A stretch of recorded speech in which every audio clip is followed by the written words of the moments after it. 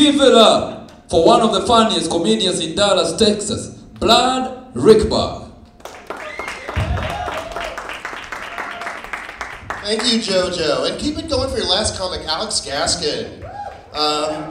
Yeah, I don't think he looks gay at all. He doesn't dress well. I don't dress well either, but I get that too. You know, because I've heard a lot of people tell me that I look like Tim Allen, and I don't see that at all. I don't know if you guys, do you see that? Really? Okay, but see, the thing is, that's all right, but now they start qualifying it now. They're like, well, you know, a slightly older, more gay Tim Allen. I'm like, okay, yeah, all right, I see where you're going with that. Or sometimes I'll hear, like, Tim Allen, but way more Jewish-y, whatever that means. Or Tim Allen, but like, if he went through 5 years of rehab instead of only 3. I don't think that's very nice. But yeah, wacky weather we've been having, isn't it? Yeah, man. I have this wise-ass friend that just now nominates me for the ALS Ice Bucket Challenge now that it's freezing. I'm like, I'm not stupid. That contest is over. Obviously, they found a cure.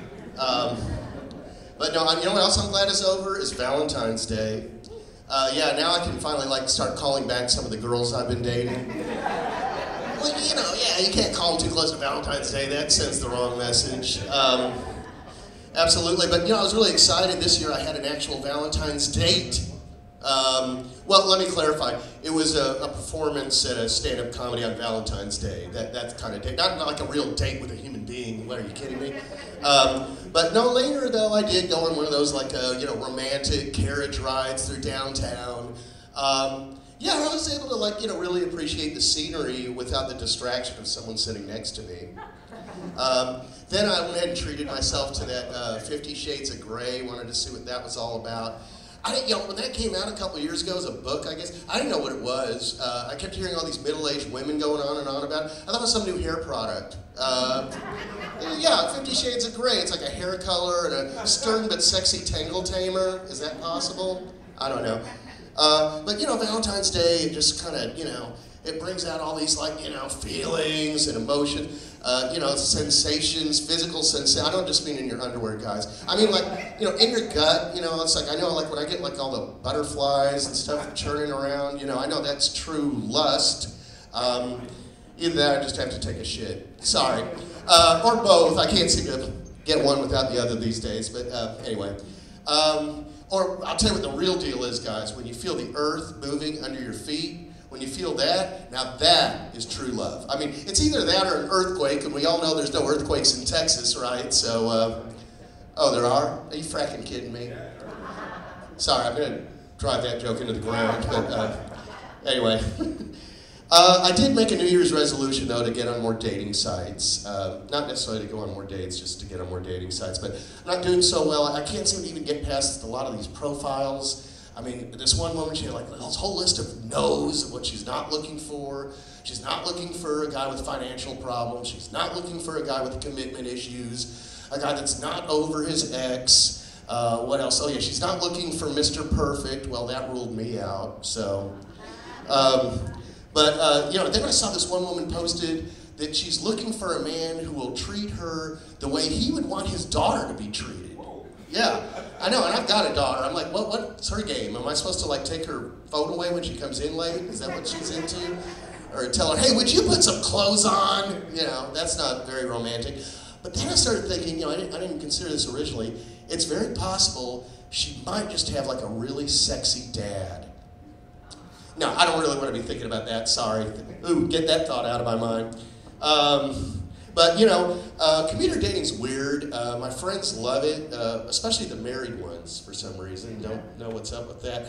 My friend Mitch is seriously involved with a girl he's not only never met, he's never even seen. There's a cat's face over the profile pic. Yeah, he's like, hey man, she doesn't want to be recognized. I'm like, Mitch, how would you even know if this one would need to be neutered or spayed? You don't, do you? And you know, and then I hear all these complaints about old profile pics. Well, let me just ask you something. Wasn't that shot of her in the Dallas Cowboys Super Bowl shirt like a dead giveaway? Sorry, the Cowboys haven't been in the Super Bowl in the 90s. I'm sorry, is this too soon for that joke? No, it's too long ago. That's the whole point of that one. But I can honestly tell you most of the girls I've gone out with actually look a lot better in person than their profile pics. Yeah.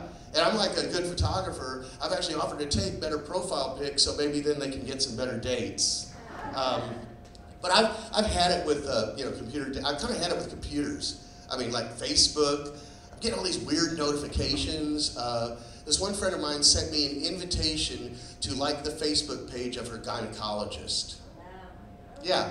I don't know why she wants me to like her gynecologist. I mean, I might like to be her gynecologist. Well, because that's a really good paying job, right? Aren't there like really good benefits for that? That's what I thought. I mean, I would definitely like her vagina. No.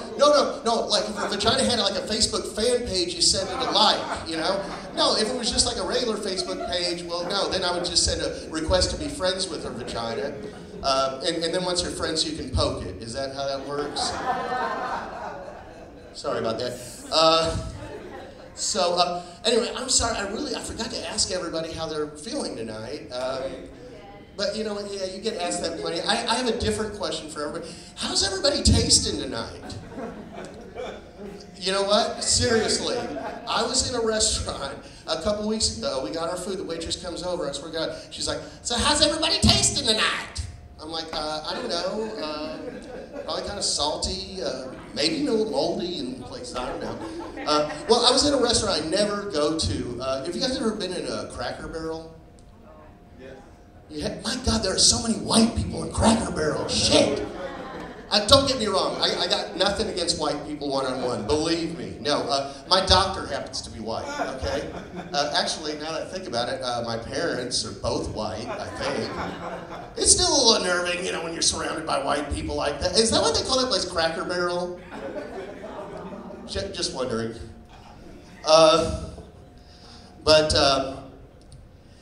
If I offend anybody here tonight, by the way, don't get mad at me. It's really a lot more effective if you just feel sorry for me. Ooh, I felt that. Who did that back there? But, speaking of offensive, I heard this one guy using this term. I thought it was really outdated. I haven't heard it in so long. Mulatto. You guys still hear it? I honestly thought they were talking about some new drink from Starbucks. Yes, I'll have the tall, non-fat mulatto, please. Blake Griffin comes out. But do you guys like people watching, by the way? Yeah, I love people watching. I really do. That's why I like going to strip clubs so much. Well, yeah, some of the customers are just fascinating to watch. But the DJ scared the crap out of everybody. He's like, "Gentlemen, put your hands together now for ISIS." And everyone's like, "What the fuck? ISIS is here. Oh my God." And then I looked and I saw it was, some, big fat Greek stripper with the headdress with a cobra on it. I'm like, okay, I get it. She's going for the goddess ISIS, not the Islamic State. I mean, how is anybody supposed to know that? Later I went up to her and I said, ISIS also happens to be the name of a terrorist group, which, I thought that was kind of a nice little ISIS breaker. Sorry. And she's like, "Really? Don't tell me that." I'm like, "Yes, haven't you seen these horrible videos of them, beheading people?" And she's like, "Oh no, we can't be giving head in here." So, I realized she just really wasn't very up on current events, although she did confirm she didn't care much for the Jews. Just kidding. Actually, she said she loved the Jews and their money. No, she meant like, "Oh, there's money, they're so money." Anyway, I'm Brad Ruekberg. I am so money, I can't even stand it. Thank you so much for coming out tonight. And we're going to welcome back up your sexy host, JoJo.